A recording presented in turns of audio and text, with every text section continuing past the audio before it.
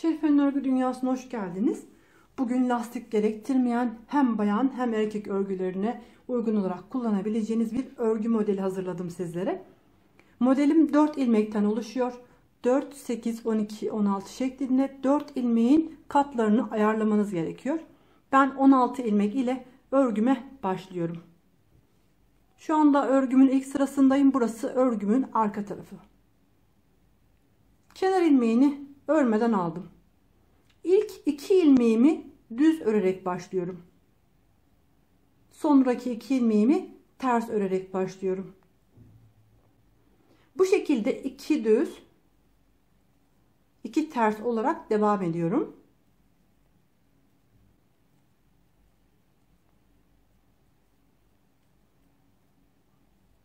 Tekrar 2 düz örüyorum. Kenar ilmeği ile sıramı tamamlıyorum. Örgümün ikinci sırasındayım. Burası örgümün ön tarafı. Şimdi burada önce kenar ilmeğini örmeden aldım.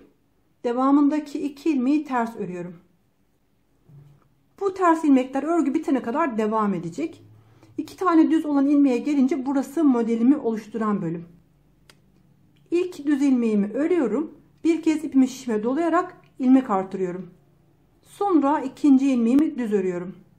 Burada ilmek sayısı 2 tane iken 3 taneye çıkmış oluyor. Devamındaki 2 ilmeğimi ters örüyorum. Düz ilmeklere gelince bir ilmek düz ördüm. Bir ilmek artırıyorum. İkinci ilmeğimi düz olarak devam ediyorum.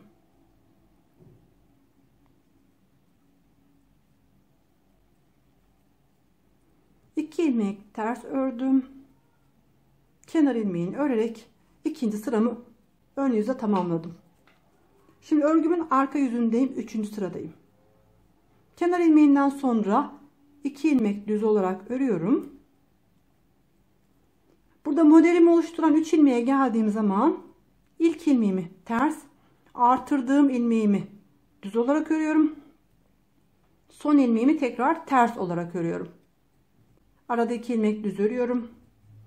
Modelimi oluşturan bölümü bir ters, bir düz ve bir ters şeklinde devam ediyorum. Ortada artırmış olduğumuz ilmeği arka sırada düz olarak örmeniz gerekiyor.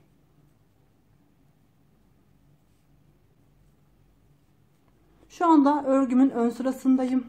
4. sıradayım. Kenar ilmeğini örmeden aldım. Başlangıçtaki 2 ilmeğimi ters olarak ördüm. Modelimi oluşturan 3 ilmeğe gelince bir düz, bir ters ve bir düz şeklinde devam ettim. Bu sırada ilmekleri aynen oldukları gibi örüyoruz. Modelimizi oluşturan bu 3 ilmeğin ilk ilmeği düz, ortada artırarak oluşturduğumuz ikinci ilmeğimizi ters ve üçüncü ilmeğimizi düz şeklinde devam etmemiz gerekiyor.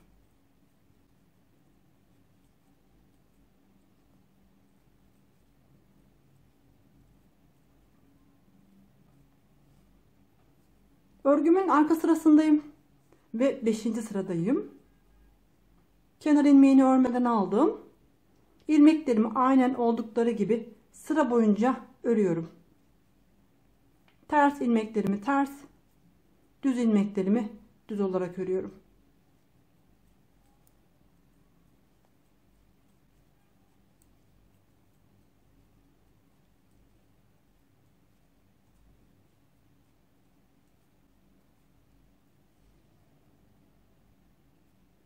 Örgümün 6. sırasındayım.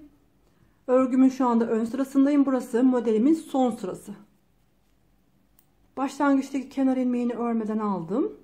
Devamındaki 2 ilmeğimi ters olarak örüyorum. Modelimi oluşturan 3 ilmeğe gelince burada 3. ilmeği örgümün başına geçirmem lazım. 3. sondaki düz olan ilmeği diğer 2 ilmeğin önünden şişimin başına geçiriyorum ve bu ilmeği düz olarak örüyorum. Sonraki kalan 2 ilmeği birlikte düz örerek topluyorum. Burada burgu işlemi yapıyoruz. Başlangıçtaki 2 tane olan ilmek sayısını tekrar 2 taneye çevirmiş oluyoruz. Arada 2 ilmeğimi ters olarak ördüm. Modelime geldiğim zaman sondaki 3. ilmeği diğer ikisinin başına geçiriyorum ve bu ilmeği düz olarak örüyorum. Devamındaki 2 ilmeği birlikte düz örerek topluyorum. İlmek sayımı eski haline getirmiş oluyorum.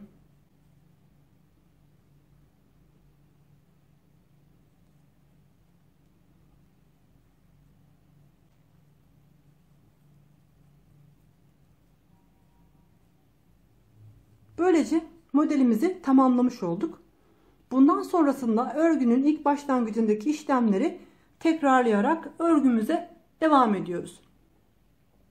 Örgümün arka sırasında ilmeklerimi 2 ters 2 düz olarak örmeye devam ediyorum. Ön sıraya geçtiğim zaman modelimi oluşturduğum bu 2 düz ilmeğin arasında bir tane ilmek artırarak modelimi oluşturmaya başlıyorum. Görünüşü kahve çekirdeği modelini andırıyor ama yapılışı tamamen farklı bir örgü modeli. Dilerseniz lastik yerine kullanabileceğiniz gibi her türlü spor şık örgülere de uygun olacaktır. Bu gördüğünüz parçayı 3 numaralı şiş ile çalıştım. Çok fazla toparlamadı. 2 ters 2 düz örgülerde çok fazla toparlama özelliği vardır. Sanırım aradaki artırdığımız ilmeklerden dolayı çok fazla toparlamadı. Dilerseniz lastik yerine kullanabilirsiniz. Ya da burgu modeli kullanmak istediğiniz örgülerde de kullanabilirsiniz. Araları ajurlu farklı bir burgu modeli oldu. Burası örgümüzün arka yüzü. 2 ters 2 düz şeklinde başlanıldığı için herhangi bir kıvrılma yapmıyor. Erkekler için hırka, ceket, süveter gibi örgüleri kullanabilirsiniz. Boyunluk ve şapka yapımında çok şık duracaktır. Bebek örgülerine de gayet uygun bir modeldir. Zaten burguya benzeyen her türlü model erkek kadın ayırmadan herkes için kullanılabiliyor. Yapmayı düşünen herkese kolay gelsin.